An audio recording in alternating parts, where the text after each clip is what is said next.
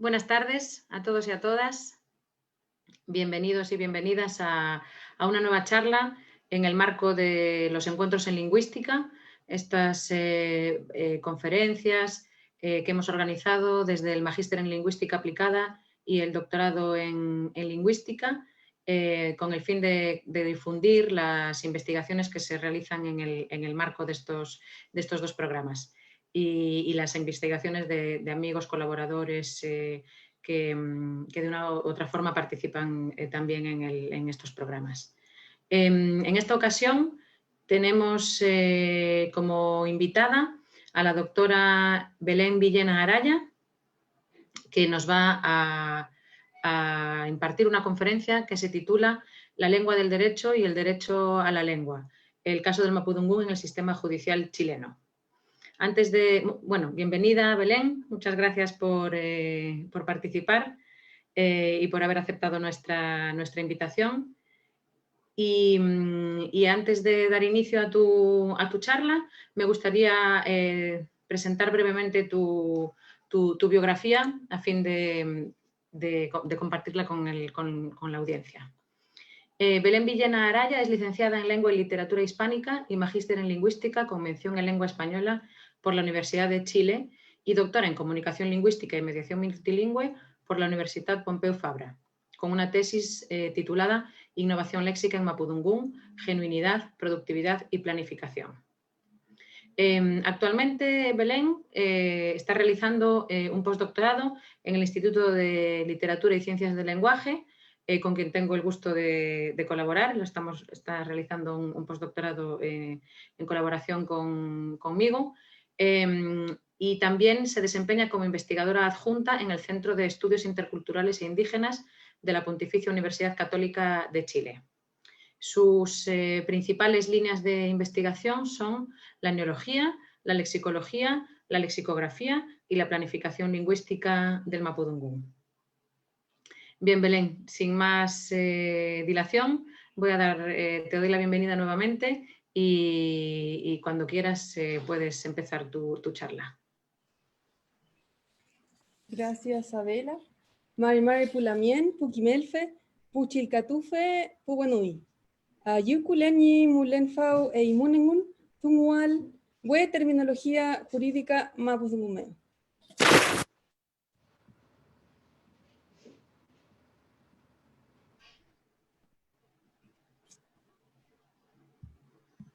Tenía pensado comenzar esta presentación con una noticia publicada el 5 de noviembre que ya no va, ¿ya? Mantuve la noticia porque lo que me interesa resaltar, a pesar de que la noticia ya no va, sí va, ¿ya? Y esta noticia corresponde a que el 4 de noviembre la Comisión de Constitución del Senado aumentó en 24 los escaños reservados para pueblos originarios en la Convención Constitucional. Ya hoy estos cupos se rechazaron, por lo que la discusión va a tener que volver a darse, ¿ya? No obstante eso, lo que quería destacar es que por primera vez en la historia de este joven país, los miembros de los pueblos originarios, los miembros de las primeras naciones sobre las cuales se fundó Chile, van a poder participar en la elaboración de las reglas que regulan el país y que regulan las relaciones del país con los pueblos originarios, ¿ya? Es algo inédito y es algo que alegra a muchos y que entristece a otros, ¿ya? Inédito, pero no lo debería ser tanto, porque va en línea con un tratado internacional que firmó Chile hace 12 años, ¿ya? Y que es el convenio 169, ¿ya? De la Organización Internacional del Trabajo sobre pueblos indígenas y tribales en países independientes, ¿ya?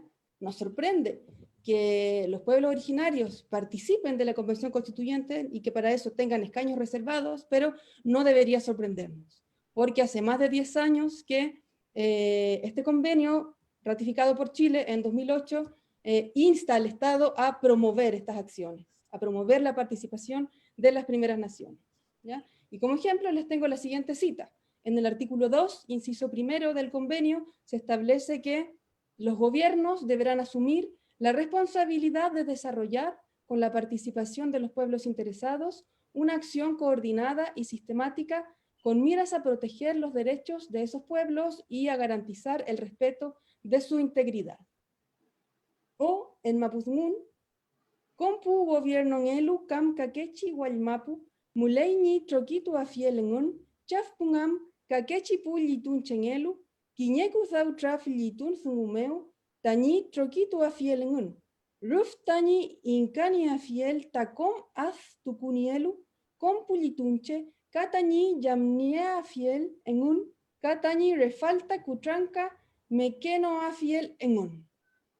Esta cita bilingüe, español-mapudungún, da cuenta de los avances que ha habido en el sistema judicial chileno en la inclusión de las lenguas originarias en este sistema a partir de la entrada en vigencia en el 2005 del nuevo Código Procesal Penal chileno. ¿Ya? Este nuevo código otorga nuevas garantías, tanto lingüísticas como culturales, a las partes intervinientes. ¿Ya? Una novedad de este código es la oralidad del proceso penal. Dentro de esta oralidad, los intervinientes tienen derechos como el derecho a ser asistido por un intérprete. ¿Ya? Lo que establece este código es lo siguiente. Quienes no pudieran hablar o no lo supieran hacer en idioma castellano, intervendrán por escrito o por medio de intérprete. ¿Ya? En el caso del Mapudungún, no solo estas nuevas garantías lingüísticas y culturales han incentivado el uso del Mapudungún, sino que hay un motivo adicional y que corresponde a la presencia significativa de imputados mapuches en los tribunales de justicia debido a la judicialización de sus actividades de protesta y de recuperación territoriales. ¿Ya? Estos dos motivos, las nuevas garantías lingüísticas y culturales presentes en el nuevo Código Procesal Penal y la judicialización de las actividades de protesta y de recuperación de tierras de los mapuches, ya han tenido dos consecuencias importantes. La primera corresponde a la implementación, tanto en el Ministerio Público como en la Defensoría Penal Pública, del rol del facilitador intercultural para asegurar la debida observancia de los derechos lingüísticos y culturales de los miembros de los pueblos originarios intervinientes en el proceso judicial. Por otro lado, esto ha tenido como consecuencia la normalización del Mapudungún, entendiendo por normalización el proceso mediante el cual se vuelve normal, es decir, habitual, el uso de una lengua en ámbitos en los que antes no había sido usada. ¿Ya? Esta normalización del Mapudungún en el sistema judicial chileno ha producido la traducción de textos legales. ¿Ya? Hay una profusión de textos legales traducidos al Mapudungún, lo que a su vez ha fomentado la creación de terminología, la creación de léxico propio del ámbito jurídico en Mapudungún. ¿Ya? Para poder traducir estos textos legales al Mapudungún, se ha tenido que previamente crear terminología capaz de representar los conceptos propios del derecho chileno. Entonces, esta terminología nueva que se ha creado en los textos nuevos que se han traducido al Mapudungún corresponde a una terminología secundaria. Es secundaria y no primaria porque corresponde a una transferencia de conceptos propios del sistema jurídico chileno denominados previamente en español.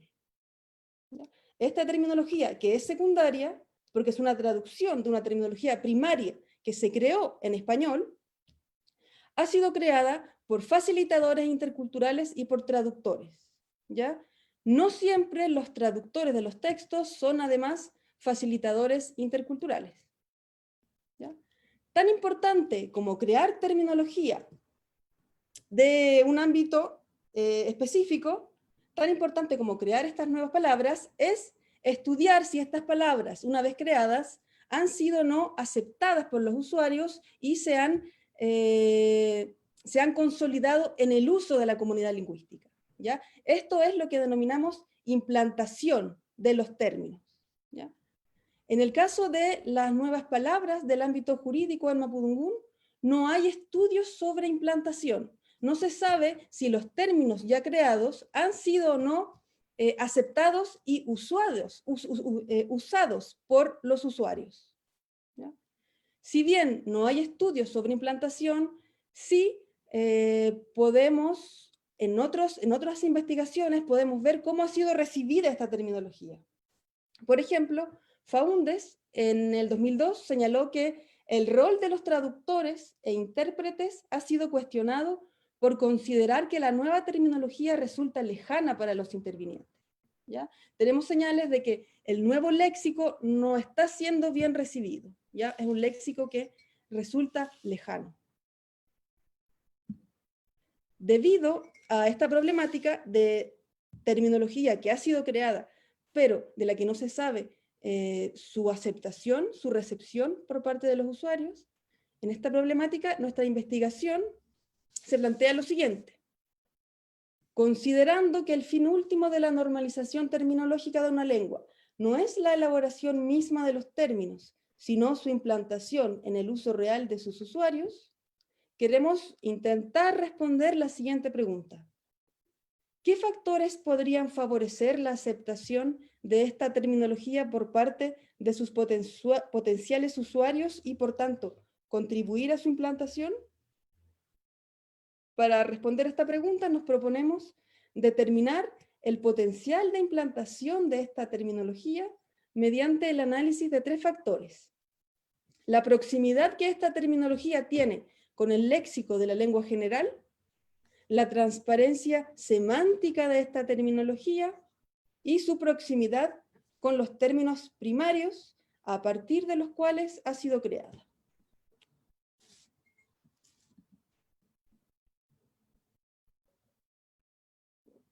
Hemos visto que no hay estudios de implantación para la terminología jurídica mapuche, pero sí las hay para otras lenguas y para otros ámbitos.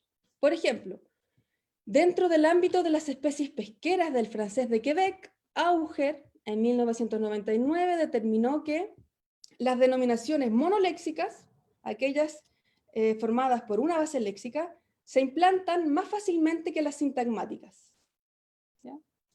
En el ámbito de la sanidad y de la medicina del francés de Francia, Tuaron y otros, en 1997, determinaron que la proximidad formal de estos términos con los términos del inglés y las connotaciones técnicas son factores que influyen positivamente en la implantación de estos términos, ¿ya?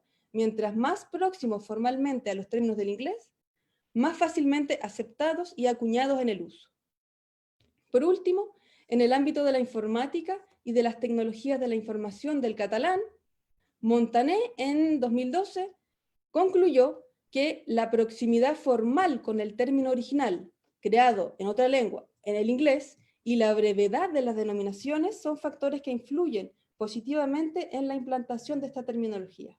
Es decir, mientras más cercano sea el término al término primario, creado en inglés, y mientras más breve sea este término, más fácilmente será implantable, más fácilmente será aceptado en el uso y acuñado. Para nuestro caso, hemos elegido trabajar con 3 factores que creemos que pueden influir positivamente en la aceptación de esta nueva terminología y en su uso, ¿ya? Estos factores son, en primer lugar, la proximidad morfológica con el léxico general. ¿Por qué hemos elegido este factor? ¿Por qué creemos que este factor puede influir?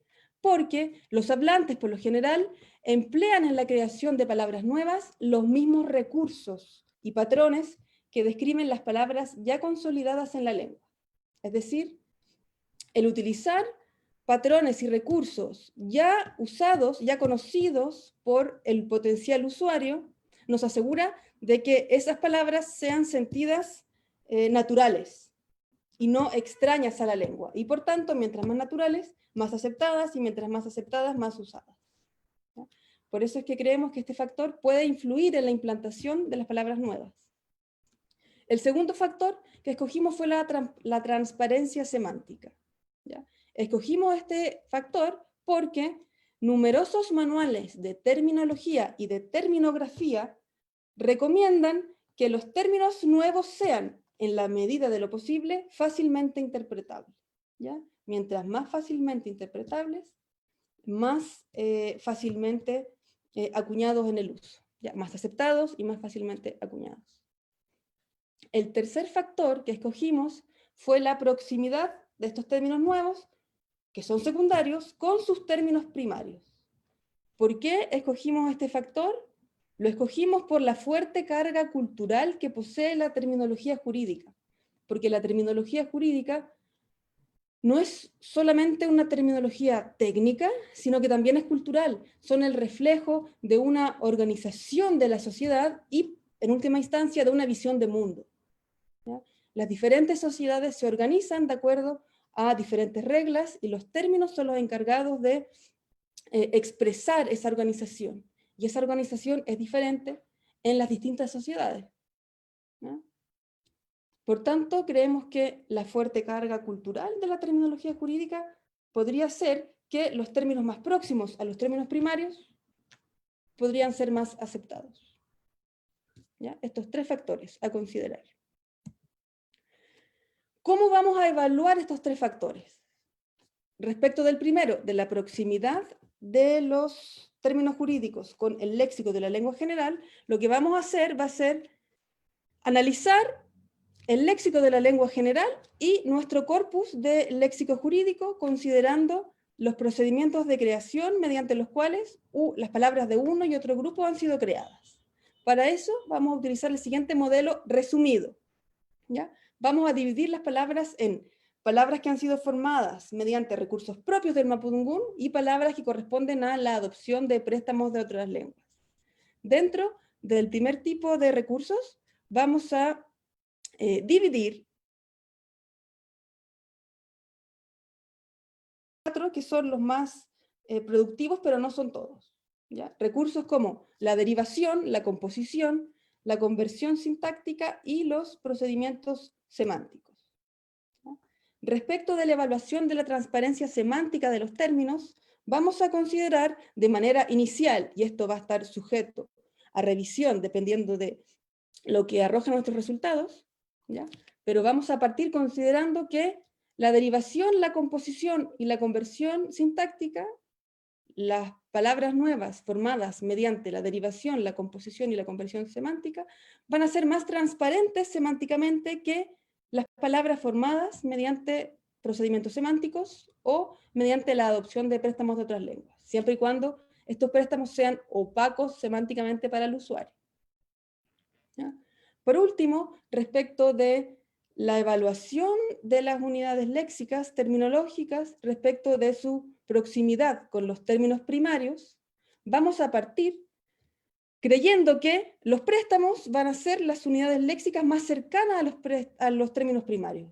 Luego, aquellas formadas mediante los calcos léxicos y finalmente las menos cercanas, las menos próximas a los términos primarios serían las palabras formadas mediante el resto de recursos de la lengua, ¿ya? Palabras derivadas, compuestas, conversiones sintácticas, metáforas, metonimias, etc.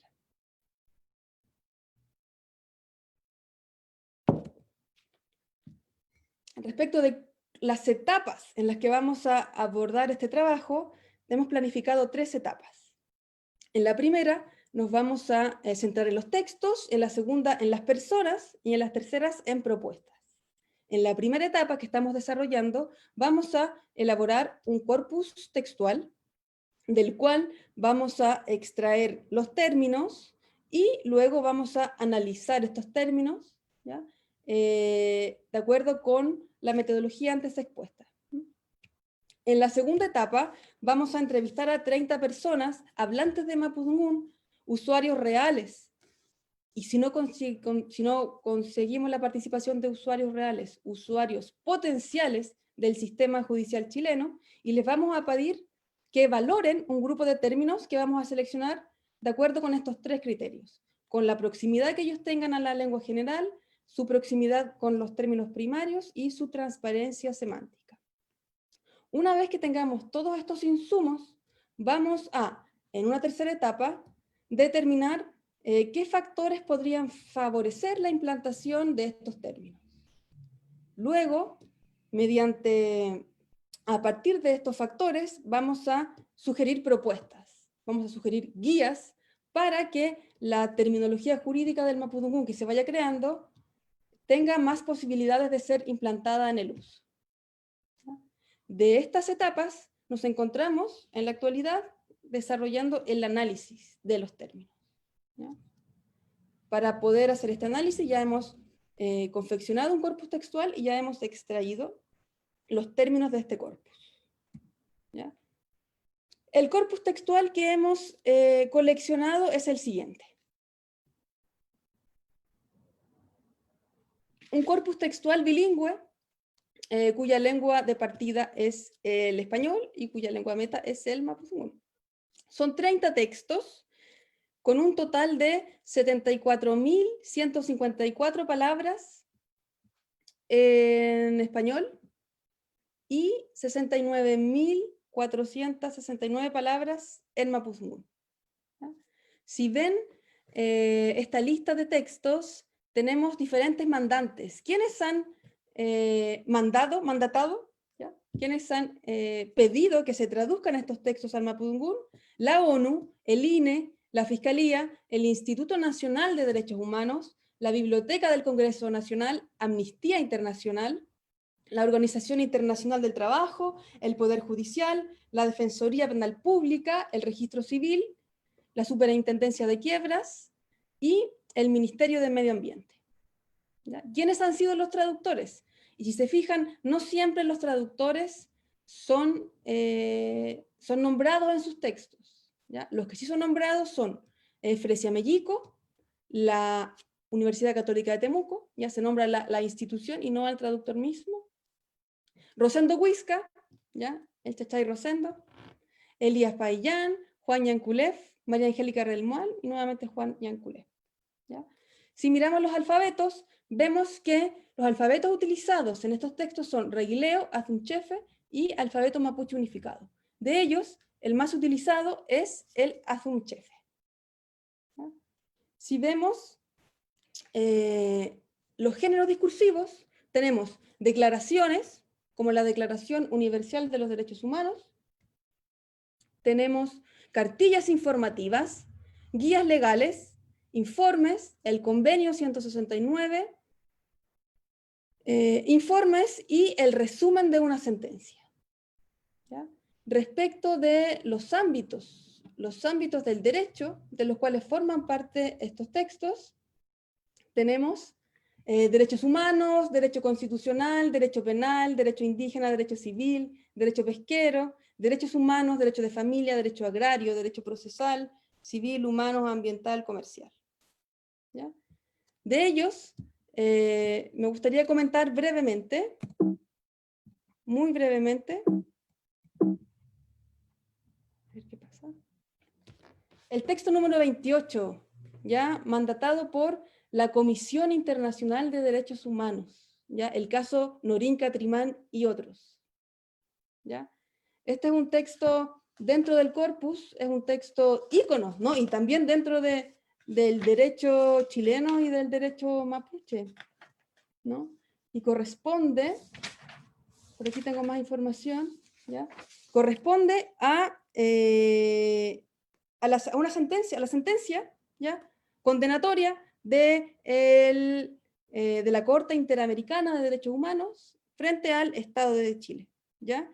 En esta sentencia, en el punto dispositivo 18º de la sentencia, se ordena que en el plazo de 6 meses contado a partir de la notificación de la sentencia, el Estado debe realizar las publicaciones y radiodifusión de la sentencia indicadas en los párrafos 428 y 429 del fallo, a saber, la publicación de el resumen oficial de la sentencia elaborada por la Corte por una sola vez en el diario oficial, b, el resumen oficial de la sentencia elaborada por la Corte por una sola vez en un diario oficial de amplia circulación nacional, y C, la sentencia en su integridad disponible por un periodo de 1 año en un sitio web oficial del Estado, y dar publicidad a través de una emisora radial de amplia cobertura en las regiones 8ª y 9ª, correspondiente respectivamente a la región de Biobío y de la Araucanía, al resumen oficial de la sentencia en español y en mapudungún. Al respecto, se estableció que la transmisión radial deberá efectuarse cada primer domingo del mes y bla, bla, bla, bla, bla. Este es un texto que la Corte Interamericana de Derechos Humanos obligó al Estado de Chile a difundir en periódicos y en radio, en mapudungún y en español, ¿ya? En la que se resumía la sentencia absolutoria de Norín, Catrimán y otros, ¿ya? Este es un texto muy importante, ¿ya? No solamente dentro del derecho chileno, del derecho mapuche, sino que también dentro de mi corpus. Importante por la importancia histórica también y por la cantidad de palabras que tiene, ¿ya? Es un texto bastante extenso y muy lleno de terminología jurídica, que es lo que a mí en este momento me interesa. Este corpus está parcialmente disponible en Internet. Y digo parcialmente porque todavía nos encontramos elaborando la página, ¿ya? El corpus lo denominamos Northungu, ya que es una palabra muy frecuente en estos textos y que corresponde a las traducciones de derecho, ley y también reglamento, ¿ya? Northungu, entonces, corresponde a un corpus bilingüe español-mapudungún de textos del ámbito jurídico. Está actualmente en español, pero próximamente va a tener una interfaz completa en mapudungún, ¿ya? En la actualidad tenemos terminada la sección información del proyecto. El corpus paralelo, según lo que me comenta el informático con el que estoy trabajando, ya podría estar disponible a partir de el próximo mes, ¿ya? Fines del próximo mes, ¿ya? Va a ser un corpus en el que los usuarios van a poder realizar búsquedas. Va a haber un motor de búsqueda y los usuarios van a poder buscar en todo el corpus las palabras que ellos elijan. Van a poder filtrar por lengua, por alfabeto, por tipo de texto, por mandante, por traductor, etc. ¿Ya? También esperamos en diciembre del 2021 tener en la página web un glosario terminológico, todas las palabras que hemos identificado con sus equivalentes en mapudungún. Y finalmente, para el último año de este proyecto, en diciembre del 2022, hacer propuestas terminológicas, ¿ya? A partir de nuestra investigación, poder determinar factores que podrían ayudar a este tipo de terminología a ser mejor aceptada por la comunidad lingüística. Bien, una vez coleccionado el corpus, ¿ya? Tuvimos que extraer la terminología. ¿Cómo lo hicimos? Primero consideramos el corpus en español, ¿ya? Y extrajimos a partir de un extractor automático de textos, de términos, perdón, el extractor Thermostat, extrajimos una lista de candidatos a términos. Luego consultamos a expertos, consultamos a abogados, quienes nos ratificaron o no la condición de términos de nuestros candidatos. Así llegamos a un total de 97 términos en español, ¿no?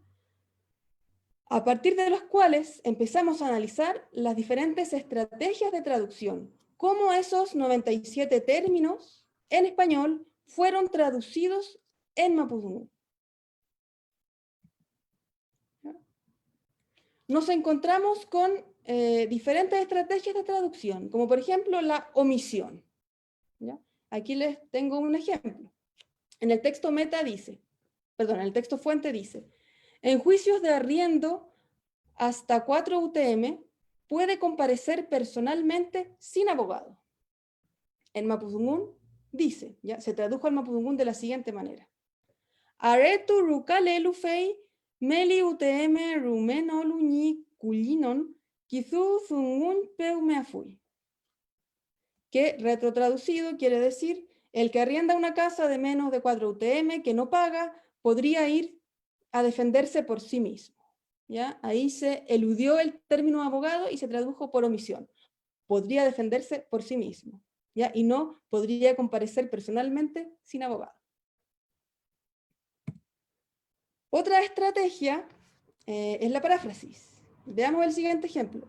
Para ello se requiere abogado, que fue traducido al mapuzungún como Eimi nialaitu kimchelei zomo ka wentrun ealu, que retrotraducido quiere decir, tú tendrás a, y aquí viene la paráfrasis, alguien que es hombre o mujer que conoce la ley.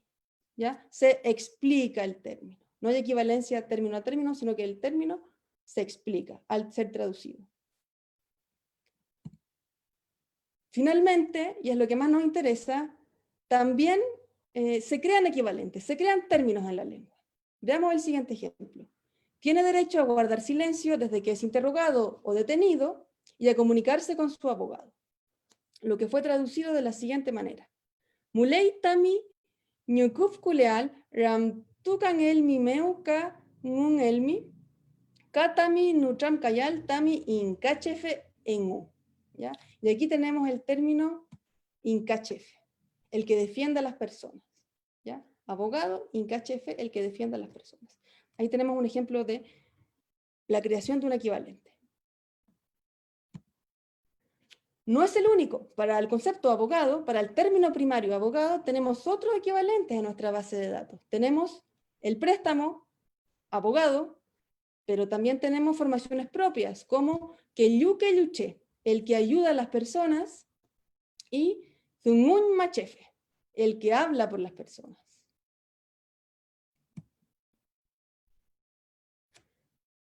Otra cosa que hemos hecho ha sido clasificar los 97 términos que extrajimos de los textos jurídicos en una ontología jurídica, en un sistema de clasificación que nos permite clasificar los conceptos que estas palabras representan, ¿ya? Y para ello hemos usado como base una ontología anterior del 2008, ¿ya? Esta ontología se aplica al sistema judicial chileno, ¿ya?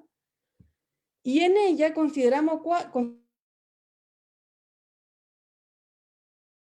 agentes, documentos y propiedades.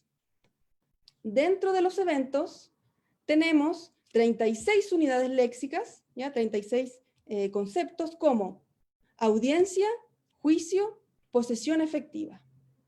Dentro de la categoría agentes hemos distinguido roles judiciales de organizaciones. En nuestro corpus de términos tenemos 12 roles judiciales, como por ejemplo abogado, fiscal, juez. Tenemos también 27 organizaciones, como Corte Suprema, Juzgado y Registro Civil. Respecto de documentos, en nuestro corpus de términos tenemos 12 documentos, como por ejemplo convenio, ley y testamento, ¿ya? Y 10 propiedades, como lo son derecho, facultad y nulidad.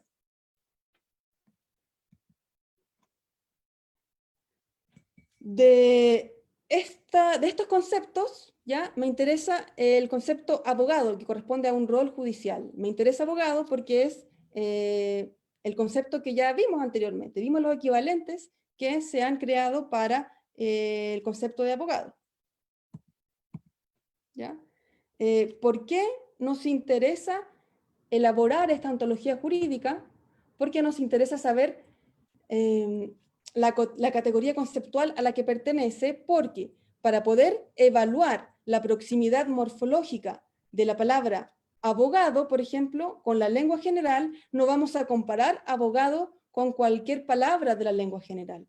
Vamos a comparar abogado con léxico de la lengua general que corresponda a un rol en la sociedad.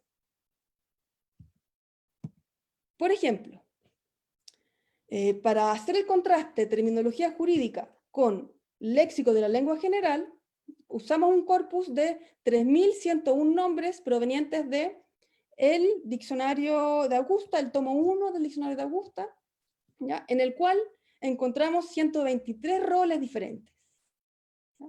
Por ejemplo, de estos 123 roles, 56 corresponden a palabras creadas mediante el proceso de derivación. Por ejemplo, chalguafe, que quiere decir el pescador.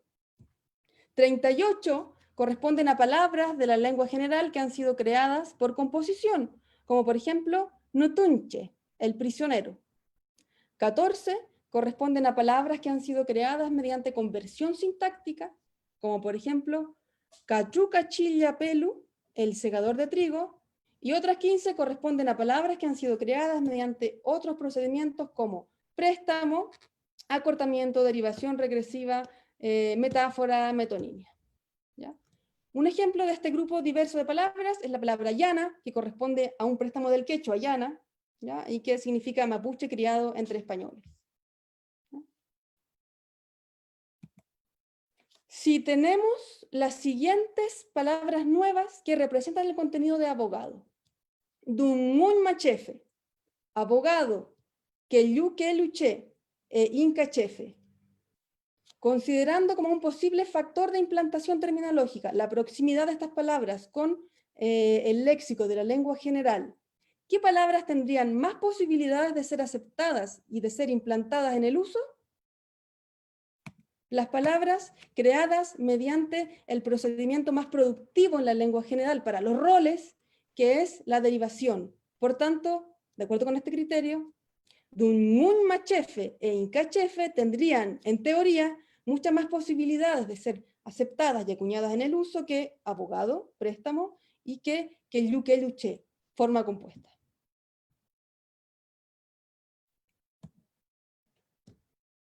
Ahora, en la actualidad, nos encontramos trabajando en la determinación de las estrategias de traducción que recién presenté, ¿ya? Presenté el caso de abogado, no hemos determinado las estrategias de traducción para todos los términos, ¿ya? Seguimos trabajando en eso y también en la publicación del corpus textual Northum. Mañumu Win Compuche. Hasta aquí dejo mi presentación, ¿ya? Y espero sus preguntas ahora, comentarios, y si no hay tiempo, aquí tienen mi correo para que me puedan escribir. Muchas gracias, Belén, por tu interesante presentación, también muy didáctica, en la que hemos podido apreciar, digamos, la importancia social de tu investigación y cómo las investigaciones lingüísticas tienen una directa, o sea, las investigaciones en lingüística aplicada, digamos, tienen una directa relación con la preocupación por resolver los problemas de comunicación que se dan en el día a día, ¿no? Y en este caso tu investigación claramente apunta a eso. Y por otro lado, como las investigaciones enmarcadas, digamos, en el ámbito de la política lingüística y de lenguas minoritarias y minorizadas, y con más razón en lenguas indígenas como el mapudungún, son necesarias también para reivindicar los derechos de sus hablantes al uso de la lengua y la posibilidad de que los hablantes puedan utilizar la lengua en todas las situaciones de comunicación, no solo privadas o familiares, sino también públicas, ¿no? Y eso efectivamente es un derecho al que deberían aspirar todos los pueblos, ¿no? y todas sus lenguas. Así que muchas gracias, Belén. Ahora vamos a dar paso a la ronda de preguntas y de comentarios. Entonces, la idea es que todas las personas que quieran preguntar algo pueden hacerlo a través del chat del Facebook. Por ahora hemos visto ya algunas personas que han estado saludando, que han hecho algunos comentarios, se ha dado también un pequeño diálogo entre algunos de los participantes. Así que, bueno, simplemente animo, digamos, a las personas a que escriban a través del Facebook todos los comentarios o todas las dudas que tengan y nosotros se los vamos a ir transmitiendo. Bueno, entonces, lo primero es que hay varias personas que te han saludado en mapudungún. Yo no me atrevo a pronunciarlo, pero te lo mandé a través de un WhatsApp, así que ahí tienes los saludos iniciales. Luego también, hay varias personas, Millaray, Amoileo Wilcan, que te felicita por tu trabajo, Josefina Tralcán, que también dice, ñañita, qué orgullo escucharte, qué bien lo estás haciendo, Mayumeyu, Lemoria Tamilov, bueno, gente que te va agradeciendo y luego específicamente había una pregunta de Roxana Flatícola que quiere saber en la tabla, digamos, del corpus, cuáles son los alfabetos correspondientes a las abreviaturas AZUM y AMU. Sí, eso ya lo respondí, ¿no? Mientras describía el corpus, AZUM es AZUM Chefe y AMU es alfabeto mapuche unificado. Perfecto, muchas gracias. Luego también, a ver, espérate, Karulaf Millakeupu te hace la siguiente pregunta. Belén, ¿sabe usted si los traductores tienen alguna forma de comunicación entre ellos? Ya que aclara que en forma personal está contactando a algunos traductores de Mapudungun para ciertos lineamientos de palabras y costos. Entonces, no sé si podrías ahondar un poco más en este rol de facilitador intercultural y en si tienen algún tipo de comunicación o contacto entre ellos. Sí, bueno, hasta donde yo sé, y esto lo sé por los traductores que yo conozco, no hay lineamientos ni sobre cómo traducir, ni tampoco cuánto cobrar. No siempre es un problema, cómo se cobra, cuánto se cobra, ¿no? Y al parecer los mandantes no están dispuestos a pagar lo que realmente vale una traducción al mapudungun, ¿no? Como que es tan difícil, o incluso más difícil que traducir a cualquier otra lengua. Claro, porque aquí vemos el desafío, digamos, que supone la traducción jurídica en mapudungun para un traductor que no tiene, o sea, que se enfrenta ante muchos vacíos terminológicos, ¿no? Y él al mismo tiempo tiene que actuar como terminólogo, es decir, como creador de terminología, ¿no? Y en ese sentido, el papel, digamos, o la importancia que tiene el rol del traductor y del intérprete en este contexto es muchísimo más relevante y también más decisiva de lo que puede ser un traductor en lenguas que tienen sistemas, sistemas parecidos y también que tienen terminología en ambas lenguas en las que simplemente tienes que encontrar el equivalente, ¿no? Sí. Los traductores tienen que resolver de manera autónoma, ¿no? Tomar decisiones que otros traductores de otras lenguas resuelven gracias a equipos, gracias a producciones terminográficas, gracias a instituciones, academias de la lengua, ¿no? Quien van dictando las normas. En este caso, los traductores del mapudungun toman esas decisiones solos, ¿no? No tienen muchos insumos sobre los cuales tomar decisiones. Claro. Luego tenemos otra pregunta de Ezequiel Ortega Rubio, que dice, bueno, que está en mapudungun. No sé si tú la puedes leer en el chat, Belén. Leo aquí en español que dice, ¿has visto si la terminología está convergiendo con el paso del tiempo? En el ámbito jurídico, no lo he podido ver, ¿no? Es una producción reciente, muy reciente. Pero sí he podido ver cierta convergencia en léxico de la lengua general, que también es neológico. Como por ejemplo, mutumwe, ¿no? La palabra mutumwe para teléfono, amulzumuwe para radio y otros aparatos que cumplen una función similar al de la radio, ¿no? Pero en el caso de la terminología jurídica no he podido verlo porque es una traducción más bien reciente. Claro, eso es precisamente tu... Bueno, no, claro, todavía es muy reciente, ¿no? Como para poder apuntar cualquier línea, ¿no? De hecho, la investigación de estudiar posibles factores de implantación es como intentar adelantarse un poco a lo que podría pasar, ¿no? Benjamín Molinó te hace una pregunta, Chal Tulamien. En la investigación, ¿hay una fase donde se haga una revisión de aquellos términos que ya se encuentran relativamente bien implantados en la lengua? algunos préstamos como fiscal tienen una larga historia en la lengua.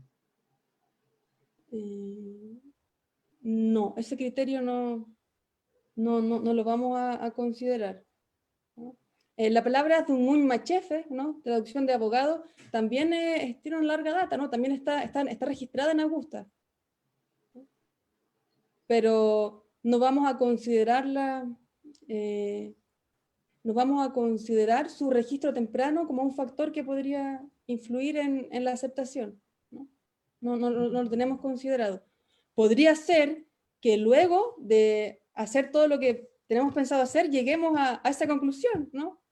Que más que los factores que tenemos considerados, el registro temprano sea un factor influyente también, ¿no? Podría ser que resultara que al final de todo este factor sí estuviera influyendo. Claro, pero por ejemplo, en el caso de esta unidad que está registrada en Augusta para referirse a abogado, ¿tú has identificado que se use más en las traducciones que otras? Se usa bastante, sí. Se usa bastante. Es un factor interesante también, claro. Muy bien, voy a pasar entonces a la pregunta de Viviana Maecha. Felicitaciones, Belén. A Viviana además la conozco yo, así que hola Viviana, un gusto saludarte desde Chile. Ella nos saluda desde Colombia. Felicitaciones, Belén. ¿Qué criterios lexicográficos crees que deberían tenerse en cuenta para un futuro glosario jurídico que deseas realizar? Para el futuro glosario jurídico que deseas realizar. Hasta el momento, como criterios lexicográficos, tenemos solo la ocurrencia en nuestro corpus, ¿no? Tenemos que ocurra en nuestro corpus, vamos a describir la categoría gramatical, ¿ya? El equivalente en la otra lengua y también el número de ocurrencias en los corpus. Esos criterios vamos a tener para la elaboración de este glosario terminológico. Claro, y en el caso de unidades, claro, como nosotros en realidad es una investigación que es medio descriptiva, medio prescriptiva, ¿no? Porque en el fondo vamos a describir los usos o, digamos, la terminología que se ha acuñado, pero también vamos a establecer como algunas pautas y bueno, y por lo que se ha visto ya solamente con el caso de abogado, hay muchas variantes, ¿no? Entonces, en ese sentido, habría que incluir algún tipo de orientación acerca del uso.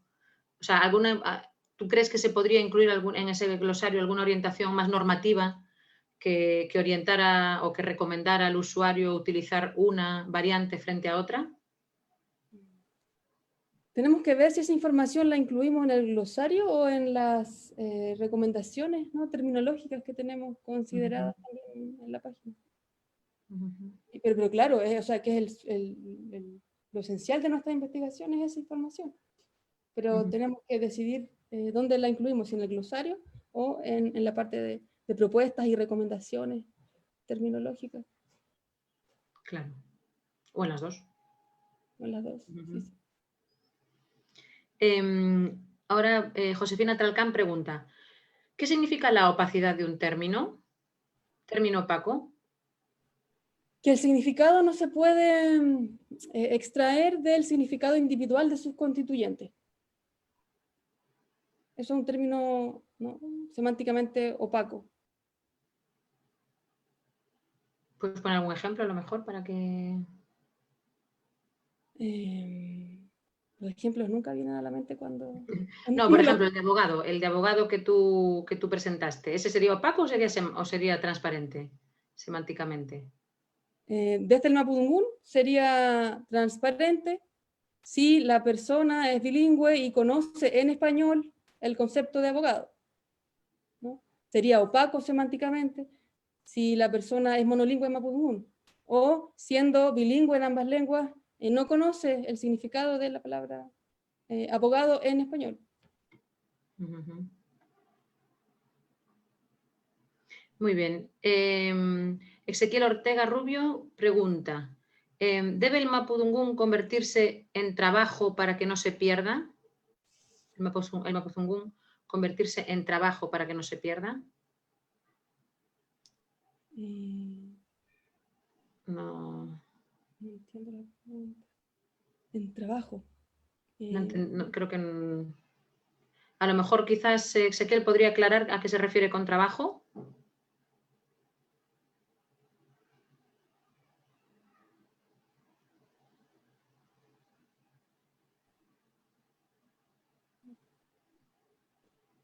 Bueno, si fuese trabajo pagado. Claro, sí. Claro, como una profesión pagada, ¿no? La traducción.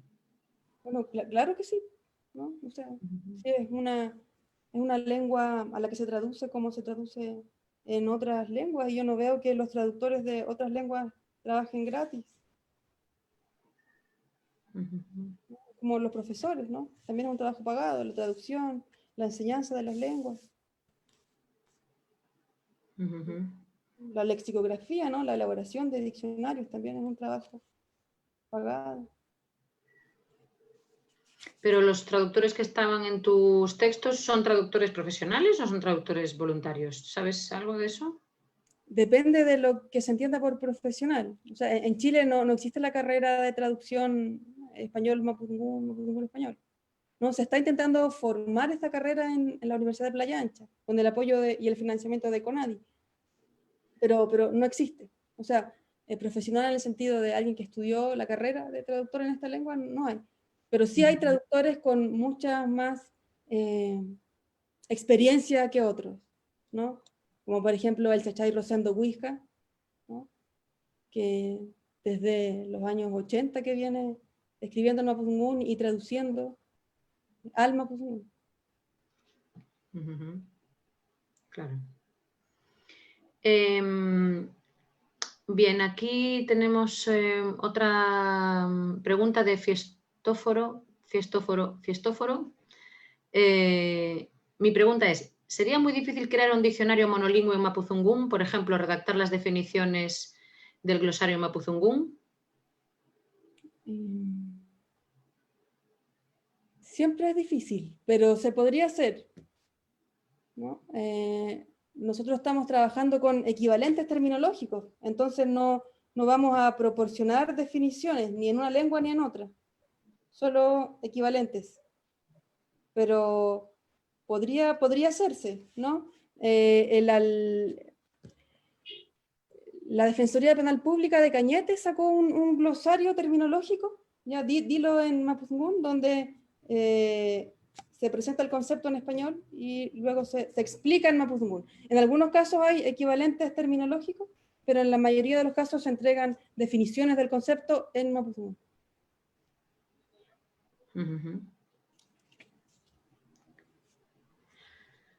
Muy bien. Ezequiel aclara esto que se refería acerca de trabajo de su anterior pregunta. Con esto de crear trabajo se refería a crear empresas o fundaciones destinadas a la revitalización y difusión del mapudungún, donde más se hable la lengua en el espacio de trabajo. Yo creo que sí, ¿no? Sería lo óptimo que el mapudungún fuera cada vez más funcional, ¿no? Siempre que se fundan empresas, fundaciones, aparece el fantasma de Enama, ¿no? Y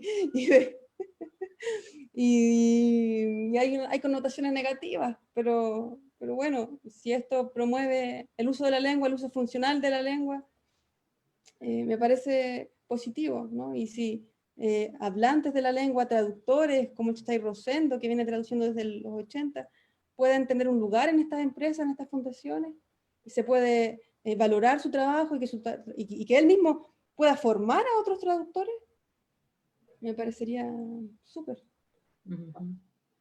Claro, bueno, yo en el contexto de las lenguas minoritarias que se hablan en España, ¿no? Ahí, claro, lo primero que se necesita para que algo así sea posible es que haya una ley, digamos, que reconozca los derechos de los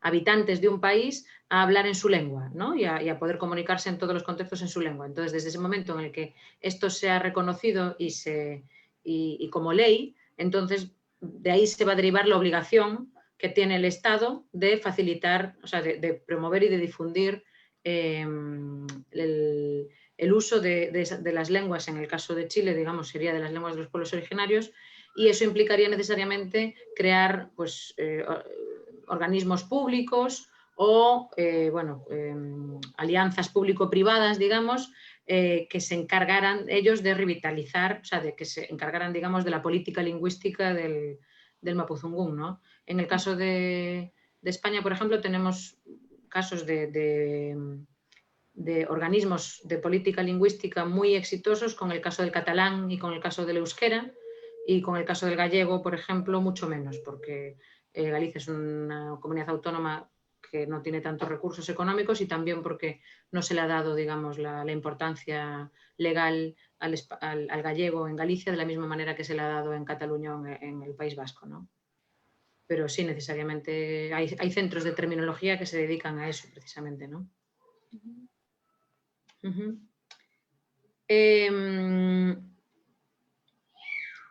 Después,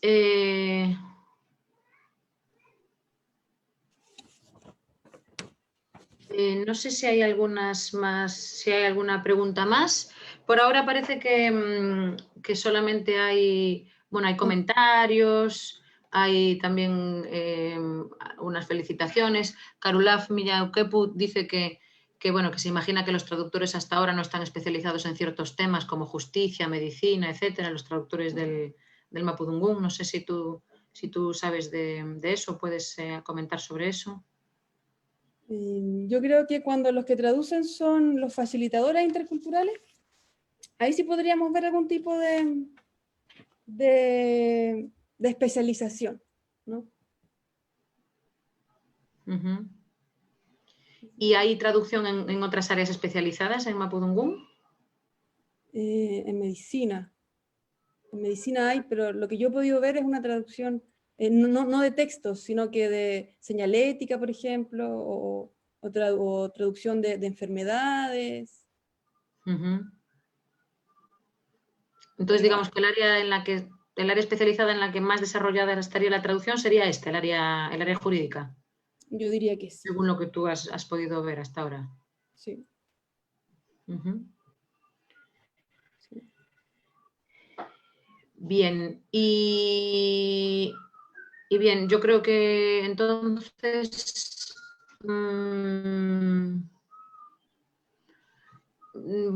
creo que ya no hay más preguntas. Hay un par de comentarios que te los voy a leer como cierre también de la charla. Fiestóforo dice que muchas gracias por la charla, Belén, que es súper valioso el tema de los neologismos, y se agradece que compartan los resultados y procesos en un sitio web abierto a los usuarios y las usuarias de Moria. Y la última pregunta de Alexander Paul Will. ¿Qué diferencia tendría el mapudungún con respecto a las demás lenguas muertas? Entendiendo, no sé si lo pregunta porque puede que caigamos en una arbitrariedad al tratar de salvar las lenguas. Podría hacerse una analogía con la selección natural de los animales. Yo diría que la principal diferencia entre el mapudungún y las lenguas muertas es que el mapudungún no es una lengua muerta, ¿no? Que quienes la han descrito y estudiado han profetizado su muerte desde el 1800, ¿no? Recordemos las palabras de Lenz, ¿no? El libro Última Familia, y no han sido las últimas familias, no han sido los últimos hablantes, ¿no? Si nos dejamos llevar por estos falsos pronósticos, no tenemos sino que pensar que nunca va a llegar el último hablante de mapudungún, nunca va a llegar la última familia mapuche, ¿no? La principal diferencia entre el mapudungún y las lenguas muertas es que el mapudungún es una lengua viva y que dispone de muchos textos, ¿ya? Desconocemos el uso real de estos textos, pero hay textos, hay hablantes, hay profesores y hay aprendices de mapudungún. Cada vez hay más aprendices, y no solo son mapuches los que estamos aprendiendo la lengua, sino que también son mestizos, son chilenos mestizos, que probablemente seamos también mapuches, pero que el Estado de Chile nos ha negado, ¿no?, la posibilidad de construir nuestra identidad utilizando estos elementos, ¿no?, la lengua, la cultura de nuestros pueblos originarios. Claro, efectivamente. Y termina Alexander Paul diciendo que está en nosotros mantenerla viva, ¿no? Efectivamente. Está y de hecho lo que tu investigación es un reflejo de esto, ¿no? Es decir, el hecho de que haya usuarios que demandan que en los procesos judiciales haya intérpretes de mapudungún, aunque posiblemente estos usuarios, estos procesados mapuche, pudieran entender el castellano, ¿no? Es decir, posiblemente son bilingües y entienden el castellano, pero aún así, como seña de identidad y como seña de reivindicación de sus derechos, también requieren estos servicios de interpretación en mapudungún, ¿no? Muy bien, Belén, muchísimas gracias. A mí me gustaría cerrar sí. agradeciendo también, ¿no? Y preparé un breve texto porque no quiero que se me olvide nada de lo que quiero señalar, ¿ya? Y lo voy a leer para cerrar mi participación, ¿ya? Me gustaría agradecer al Instituto de Literatura y Ciencias del Lenguaje, especialmente a su director, Cristian González, y a Isabela Fernández Silva, ¿ya? La académica patrocinante de mi investigación, Mañumeyu Viñaña, por el compromiso y la valentía que han demostrado al apoyar una investigación centrada en el mapudungún, puesto que esta decisión no es solo académica, sino que también, y sobre todo, política. Son políticos y no académicos los motivos que llevan al director de una prestigiosa revista chilena de lingüística a rechazar un artículo de investigación sobre el mapudungún, así como también lo son los motivos que llevan al comité editorial de un diario a rechazar una columna centrada también en esta lengua. En el primer caso, el mencionado director justificó su rechazo diciéndome que el mapudungún no estaba considerado en la línea de desarrollo de la revista y me recomendó enviar el artículo a una revista de Temuco. En el segundo caso, el comité editorial del Mercurio de Valparaíso consideró que el texto, centrado en el uso del mapudungún en el sistema judicial chileno, el mismo tema de la presentación que acabo de ofrecer, no era apropiado para el público de Concón y Reñaca, por lo que su publicación fue aplazada indefinidamente, no sabemos cuándo saldrá y tampoco sabemos si finalmente saldrá, y redestinada a un público más apropiado, el de Placilla y Curauma. Es por eso que agradezco sinceramente el apoyo que el Instituto le ha brindado a una investigación que aborda el uso del mapudungún. De la misma manera, quiero cerrar agradeciendo a los estudiantes de este instituto, quienes se organizaron y elevaron una solicitud a sus autoridades, ¿ya? Como debe ser, con nombres, RUT y firmas, pidiendo que en su formación se considerara la enseñanza del mapudungún. Fue así como en el año 2019 se dictó por primera vez el curso de mapudungún en el instituto a cargo de la profesora Fresia Loncón Antileo. Y este año se ofreció el curso El mapudungún en el siglo XXI, desafíos sociolingüísticos a mi cargo.